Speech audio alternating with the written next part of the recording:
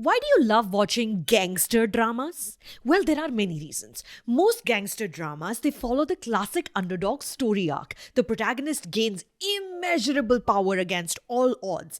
And when the fall from grace arrives, as it must, for gangster dramas are also morality tales, the human behind the godlike figure finally emerges, highlighting the thesis of the film. That this path was chosen for the central figure who didn't have much of a choice, even though later they might have enjoyed this life. And eventually, when the dust settles in these films after the nothing to everything back to nothing arc, you find the central character reduced to their fears and vulnerabilities.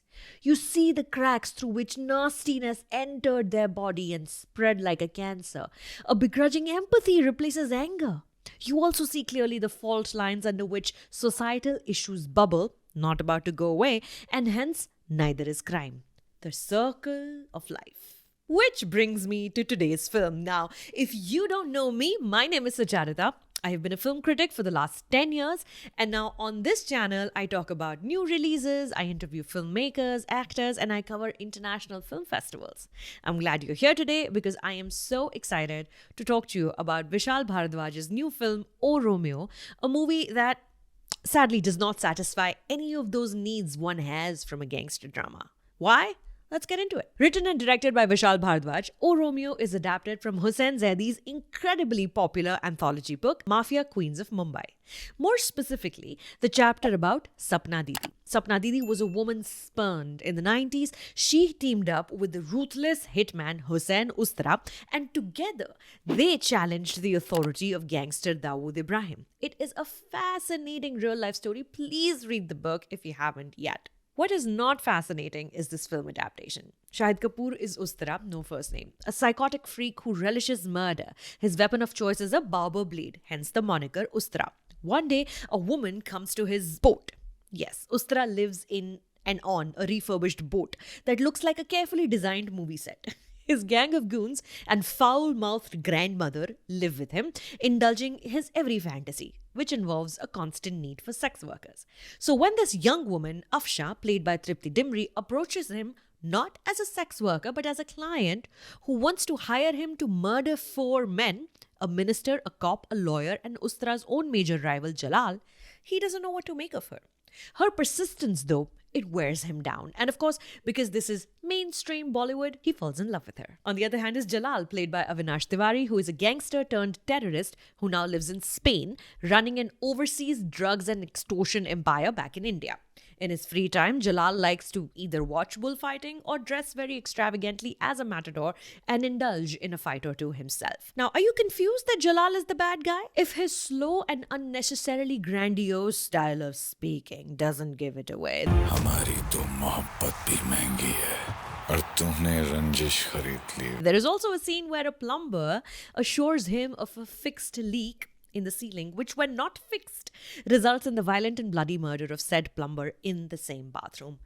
Oh, and of course, he works for Pakistan, so he's a bad guy. There are many other little subplots that I will not get into because, just like this film and my experience watching it, they don't particularly serve this review. Before I proceed, here's a reminder that at the end of each review, I share a segment titled Relation May Recommendation, where, as the name suggests, I recommend other pop culture content that you can indulge in the same vein as the one we're discussing right now. If you've made it this far in the video, do not miss that segment. Despite the scale, Oh Romeo feels like a much smaller, inert work of art.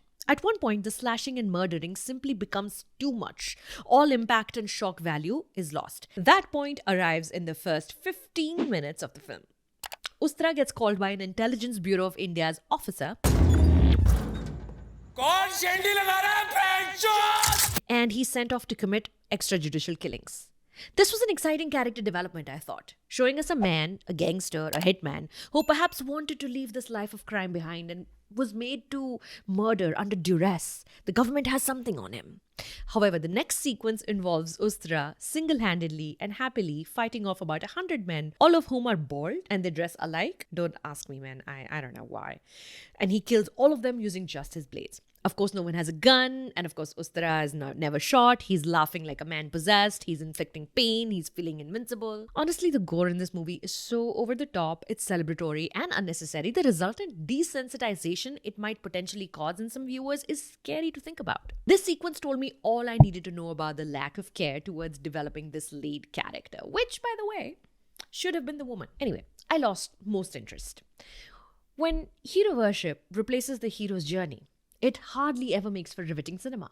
Of course, three beautiful actresses also appear at regular intervals, making eyes at him, at Ustara, lest we dare forget the desirability of this man on our screens. One could interchange shots in O Romeo with last year's Deva, and if it weren't for wardrobe, one may not be able to notice a difference. The female lead, Afsha, she is written in stereotypes. Her father is a mix of Maine Pyar Kiya, Aloknath and Tal Aloknath, a music teacher who demands her daughter's suitor produce money to be able to wed his progeny.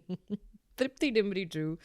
She doesn't quite manage to elevate the material that's given to her much beyond the sad but angry woman stereotype. The film's biggest crime, though, is wasting the talent of actor Avinash Tiwari. It's frankly enraging how uninteresting this part is. In case giving him predictable scene after predictable scene was not enough, he's made to say a version of Jalal ki mohabbat महंगी है, रंजिश मत खरीद लेना 3 times. हमारी तो मोहब्बत भी महंगी है और तूने रंजिश खरीद ली. Like clunky marbles in your mouth, takiya kalam. You almost feel sorry for this actor. Complications and conflicts in the story do not land. Many of them. Drug deals are forgotten, stakes keep changing. Ben Bernhard's cinematography utterly fails to capture the essence of Mumbai, Nepal, or Spain. Action scenes designed for Spanish villas and bullfighting rings are disappointingly bland to watch. You never quite figure out how you're supposed to feel about Nana Patekar's character, the cinephile bureau officer Khan. Characters in this film regularly say things like, कोई किसी से इतना प्यार कैसे कर सकता है? And मुझे तो लगा था ये जख्म कभी भरेगा ही नहीं. You're bored and desperately searching for any presence of Vishal Bharadwaj in it at all. Honestly, for a Vishal Bharadwaj film with songs by Gulzar, O Romeo is uncharacteristically unemotional. Most of it is just drowning under jarring background music that lesser filmmakers usually go for. Regardless, the film is in theaters if you'd like to make up your own mind. Now, for today's Relation Mein recommendation, at the risk of sounding repetitive, I will ask you to read Hussain Zaidi's Mafia Queens of Mumbai. It's a great book. Bhansali's Gangubai Kathiawadi was also based on a chapter from this book. And look, I understand. It is hard to find the time to read books right now. Attention spans are zero. I get it. But on a personal level, if I may, this year, I have resolved to read fewer comments and more books. And I already feel like a new person. If you are looking for a recommendation this weekend, something to watch, why don't you consider the Netflix series Kora, which I review right here? And if you've seen this show, how about an interview with actors Barun Sopti, Mona Singh, and writer-director Sudeep Sharma right here? Remember, by becoming a paying channel member, you keep the work here on this channel free and independent, and you show me your support. Subscribers who are also channel members, I thank you. And if you're not a subscriber yet, there is a red button right underneath this video that you can click so we can keep doing this. My name is Sucharita. Thank you for stopping by.